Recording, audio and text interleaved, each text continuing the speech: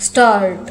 पश्चिम बंगाल में चुनाव नतीजों के तत्काल बाद जो हिंसा हुई थी और जिसमें भाजपा एवं तृणमूल कांग्रेस के कार्यकर्ताओं ने एक दूसरे पर हमले किए थे, वह करीब करीब थम गई थी। लेकिन पिछले दिनों जिस तरह टीएमसी के महासचिव अभिषेक बनर्जी पर हमला हुआ और गत दिवस इसी पार्टी के सांसद कल्याण बनर्जी भी भीड़ के आक्रोश व पथराव का शिकार हुए, वह कोई शुभ संकेत नहीं है। विराम। इस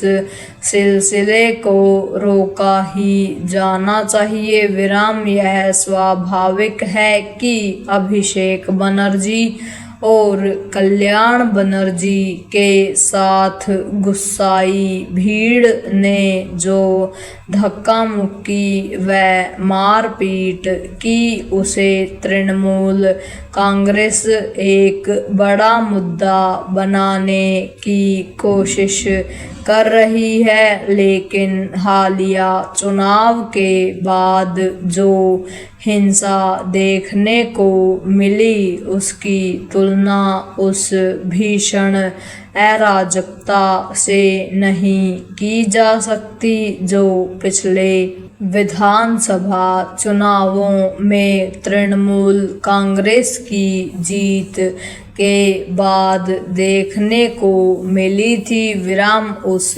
समय तृणमूल कांग्रेस के कार्यकर्ताओं, नेताओं और उनके समर्थकों ने विरोधी दलों और विशेष रूप से भाजपा के उन लोगों पर कहर बरपाया था जिनके बारे में उन्हें शक था कि उन्होंने ममता की पार्टी को वोट नहीं दिया। विराम। वह अराजकता इतनी भयावह एवं आतंकित करने वाली थी कि कई लोगों को अपनी जान बचाने के लिए असम में जाकर शरण लेनी पड़ी थी। विराम। यदि तब ममता बनर्जी ने उस हिंसा को गंभीरता से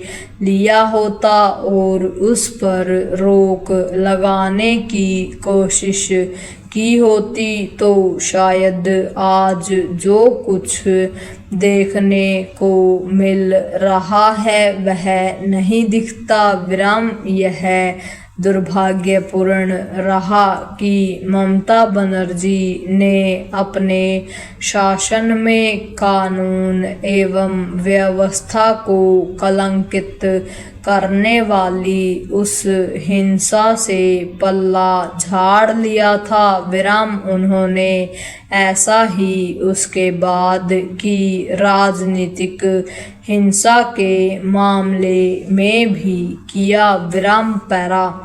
बंगाल के बारे में इसकी अनदेखी नहीं की जा सकती कि यहाँ राजनीतिक एवं चुनावी हिंसा का एक लंबा दौर रहा है। विराम। एक तरह से राजनीतिक एवं चुनावी हिंसा बंगाल की राजनीतिक संस्कृति बन गई है। विराम। भाजपा को प्राथमिकता के आधार पर हिंसा की इस संस्कृति को खत्म करना होगा। विराम। उसे ऐसा इसके बावजूद करना होगा कि इस बार हिंसा का वैसा भयावह रूप देखने को नहीं मिला है। विराम। भाजपा सरकार को न केवल पुलिस प्रशासन को आवश्यक